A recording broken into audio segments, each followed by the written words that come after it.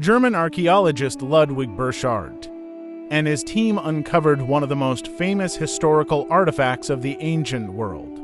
On December 6, 1912, this artifact had an absolutely captivating effect, with prominent cheekbones, a slender neck, distinct facial features, and a face that appeared almost lifelike. It represented the Nefertiti bust. This artifact was discovered in the workshop of a palace sculptor in the city of Amarna, Egypt. Despite being more than 3,000 years old, it was exceptionally well preserved, almost defying the passage of time beneath a layer of accumulated dust. With the excitement of his discovery, Burchard made the following note in his excavation journal: "The colors seem as if the paint has just been applied, and the extraordinary craftsmanship should be deemed inexplicable." After the discovery by Burchard and his team, the Nefertiti bust became one of the most recognizable symbols of the ancient world and Egyptian history. Nefertiti, suddenly emerging from the shadows of history, regained her fame and notoriety from thousands of years ago. New research has been conducted about her, and her life story has begun to come to light more prominently. This revealed a different truth about her. Today, Nefertiti is viewed as a symbol of beauty and Egyptian art, but in her own time, she was one of the most hated figures. Like many figures in ancient Egyptian history, Nefertiti's birthplace and date are not precisely known. The general consensus is that Nefertiti was born around 1370 BC in Thebes, the capital of Egypt at the time. But the uncertainty about her birthplace and date is not the only mystery surrounding her. There are different theories about her family as well. According to one theory, Nefertiti was the daughter of a man named A, who was a teacher and advisor to Pharaoh Amenhotep IV, also known as Akhenaton. However, ancient inscriptions mention Nefertiti as the foster daughter of A's wife, T, rather than his biological daughter. Another theory suggests that Nefertiti was the daughter of Pharaoh Amenhotep III and Queen Tai, making her the sister of Akhenaton. However, this theory is less likely because in ancient Egypt, the title of king's daughter was explicitly used for the pharaoh's daughters, but it was never used for Nefertiti. A third theory proposes that Nefertiti, whose name means the beautiful one has come, was a princess of the Mitanni kingdom in the southeast Anatolia region of modern-day Turkey and northern Mesopotamia.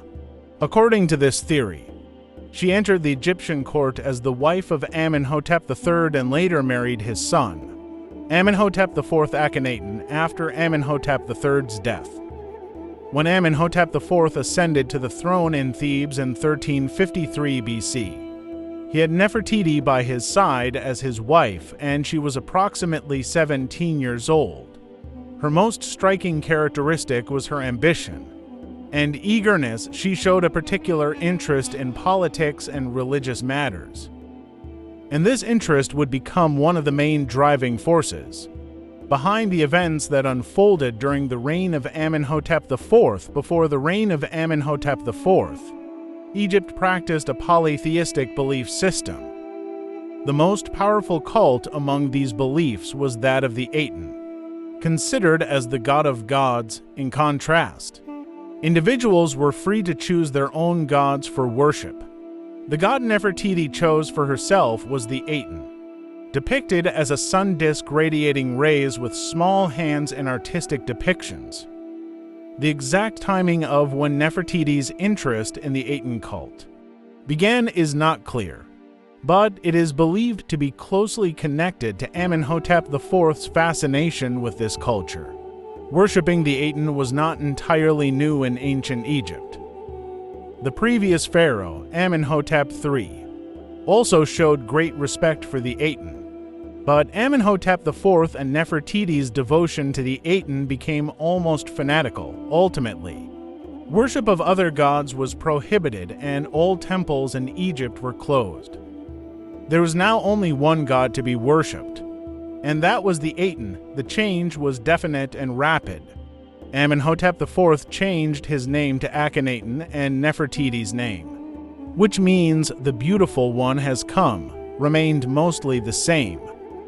But a title was added in front of it, meaning the beautiful one of the Aton, Nefer-Nefer-Aton. The political and cultural landscape in Egypt was being reconstructed, with the reforms of the new pharaoh and his queen. But they faced a significant problem they needed to solve. The current capital of Egypt, Thebes, was adorned with grand statues of the ancient gods and resembled a colossal mirror, reflecting the cult of Ammon. The first thing that needed to be done was to free it from the shadows of the past. However, it was not possible to achieve this with Thebes, surrounded by the cult of Ammon. Therefore, a decision was made to build a new capital, and the search for the location of this capital began, according to the traditional narrative. It was the Aton himself who directed Akhenaton to the location, where the new capital would be founded. However, the chosen location was one of the most suitable places for building a new capital. It was located in Middle Egypt and was positioned in the middle of Memphis, the traditional administrative and religious capital, and the existing capital, Thebes. This location was discreet, easily defensible, had a fertile plain, and, most importantly, it had not been occupied by any other group. Probably, there could not have been a more suitable place to make a fresh start. In the latter part of the 5th year of his reign, around 1349 BC, Akhenaton and his wife Nefertiti made their first official visit to the region. The city was named Akhenaton, which means horizon of the Aton, and the construction of the city officially began at Pharaoh's command. Thanks to a large quarry opened in the northern cliffs, construction progressed at an astonishing pace. Additionally, smaller building blocks were used for construction compared to previous periods. These blocks, called talatat, were of standard size and much lighter than the stone blocks used earlier. Workers from the Valley of the Kings were brought here and settled in a labor village built near the city a year later. When Akhenaton revisited the area, a significant portion of the work was already completed, but the pharaoh ordered the expansion of its boundaries to make the city even more magnificent. This decision extended the construction of the city. The royal family moved to their new capital in 1346 BC. By this time, Nefertiti had gained immense power. Akhenaton had elevated her to the position of co-pharaoh and granted her new powers. While there were periods in Egypt's history when queens had gained power, none had the authority over the Aton religion like Nefertiti. A temple was built in her name at Ipet-Iset, and the inscriptions there depicted Nefertiti performing tasks such as striking a bound enemy, conducting interrogation, and meeting with foreign envoys, duties typically reserved for a pharaoh. Statues of her were also constructed to be the same size as Akhenaton's, emphasizing her equality with him.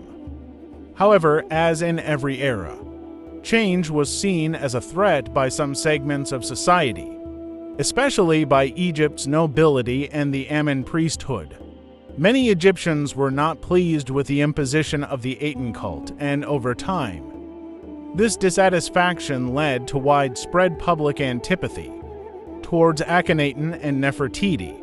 The royal family began to lead a secluded life, distancing themselves from the general public.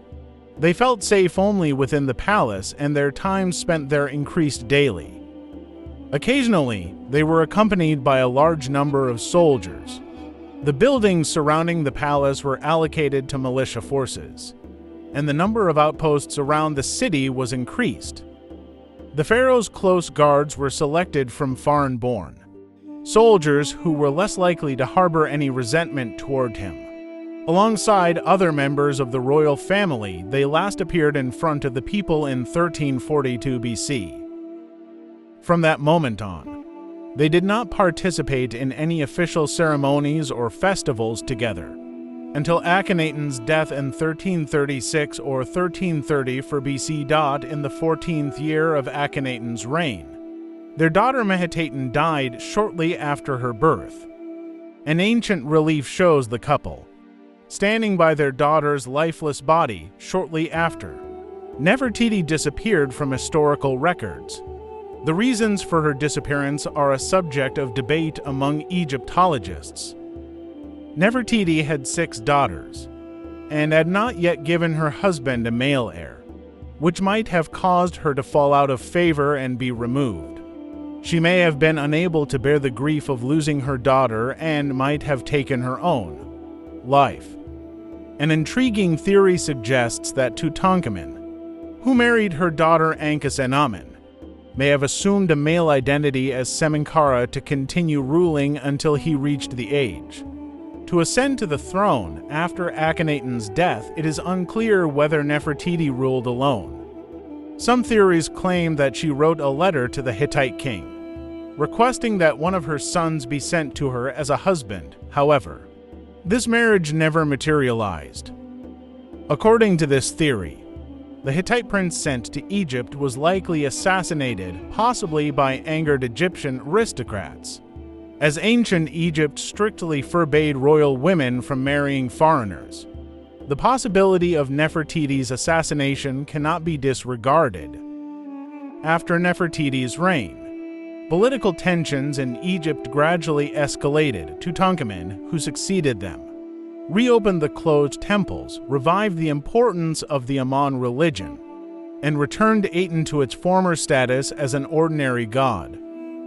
The city of Akhenaton, which Akhenaton had built near modern-day Amarna, was eventually abandoned and turned into ruins. The people's anger at their former pharaohs is evident even in the artworks that have survived to this day. Although the people intended to erase their memory and their names from history, they did not succeed, even today. The Nefertiti bust in the Egyptian Museum in Berlin remains as beautiful and captivating as it was when it was first created. It has been on display daily since 1924, attracting thousands of visitors. Nefertiti, despite being despised in her own time, seems to have regained the attention and respect she once received while living in her palace. Thank you very much for watching the video until the end. If you like the video, you will make me very happy if you subscribe to my channel and like the video. Thank you again.